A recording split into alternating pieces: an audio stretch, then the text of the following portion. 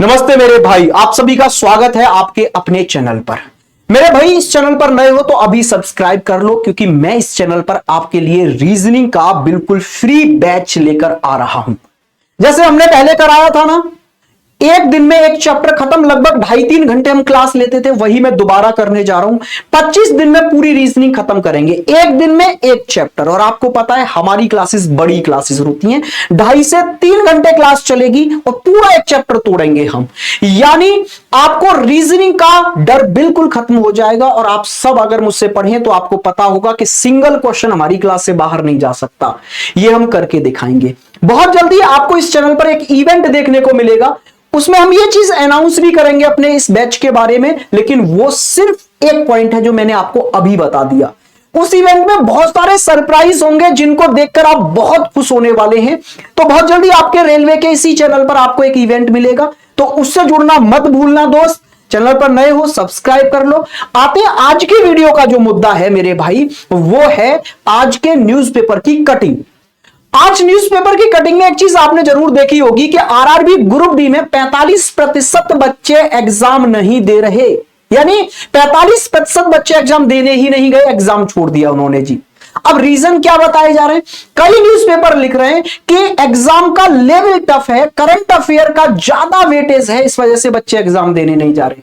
मुझे नहीं लगता भाई, यह रीजन मुझे बिल्कुल वैलिड नहीं लगता जो कई न्यूज़पेपरों में लिख दिया है।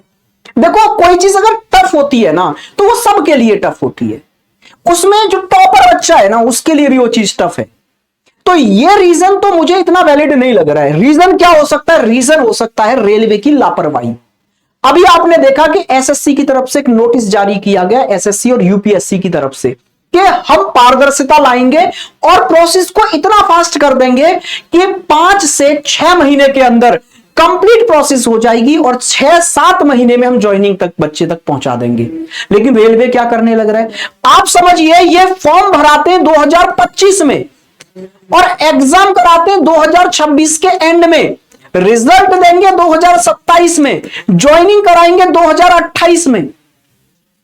भाई, ग्रुप डी का एग्जाम बच्चे का ड्रीम जॉब नहीं होता कि ये ड्रीम है जी हमारा जीवन में, बस ये बना लिया तो हम आईएएस पीसीएस बन गए जी कहीं के। ये बच्चा मजबूरी में चुनता है इसको कि मुझे कम से कम एक जॉब ऐसी मिल जाए, चाहे छोटी जॉब है, कि मैं घर का पालन पोषण कर सकूं और आगे बढ़ सकूं। आप अगर उस जॉब में 4-4 साल गुजार दोगे, अभी तक 2024 की ज्वाइनिंग नहीं हुई है, 2024 की ज्वाइनिंग तक नहीं करा पाए आप, 26 खत्म होने पे आ गया। रीजन ये होता है लंबा प्रोसेस।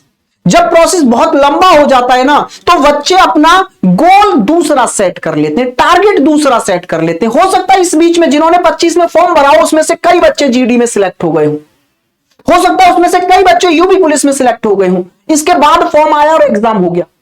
हो सकता है कई बच्चे उसमें से यूपीएसआई में सिलेक्ट हो गए हो सकता है कई बच्चे एसएससी में सिलेक्ट हो गए हों। तो ये जो मेरे भाई बात है ना कि 45% बच्चे एब्सेंट रहे, इन 45 में से सबसे ज्यादा बच्चे वो हैं जिन्होंने अपना टारगेट दूसरा सेट कर लिया। करंट अफेयर या मैथ का कैलकुलेटिव होना मुद्दा नहीं है एग्जाम छोड़ने का। समझ रहे हो मेरे भाई बात को? जो बच्चा 2 से 2.5 साल तक एग्जाम का वेट कर सकता है, वो 2-2.5 साल में अगर टारगेट बनाकर पढ़ रहा होता तो कुछ भी आ जाता, वो एग्जाम नहीं छोड़ता। तो ये एक खुशी की लहर लाने की जरूरत नहीं है कि सर इतना कम है तो कट ऑफ कम जाएगी, नहीं, बिल्कुल नहीं। जिन्होंने टारगेट करके पढ़ाई की है वो प्रॉपर वे में एग्जाम देने जा रहे हैं।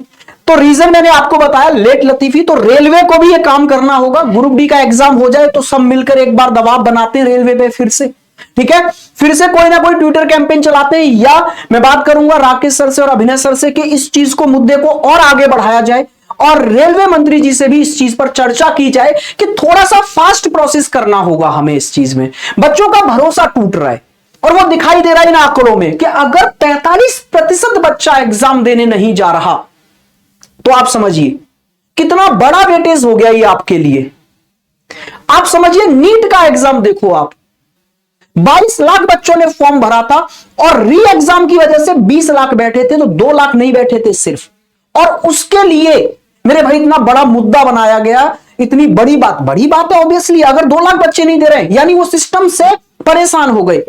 और यहां रेलवे को देखना आप, यहां रेलवे में 50 लाख फॉर्म भरे जाते हैं और उसका 50% बच्चा एग्जाम नहीं देता, यानी 25 लाख बच्चा एग्जाम देने नहीं जा रहा लगभग। आप ये समझिए कितना बड़ा मुद्दा है। तो इस पर भी हमें सोचना होगा कि ये क्यों बच्चा हताश हो रहा है, क्यों निराश हो रहा है, क्यों एग्जाम छोड़ने पर मजबूर हो रहा है, इस चीज पर भी बात की जाएगी। बाकी पढ़ते रहिए, जिनका एग्जाम बचा है पूरी शिद्दत से आप एग्जाम देकर आइए, और मेरी आगे उनसे भी रिक्वेस्ट है जिनका एग्जाम रह गया है और वो एग्जाम ना जाने का मूड बना रहे हैं, तो प्लीज एग्जाम देकर आइए यार, ठीक है। पता नहीं कहां कौन सी नौकरी आपको मिल जाए, कहां आपकी बेरोजगारी से छुट्टी मिल जाए आपको मेरे भाई।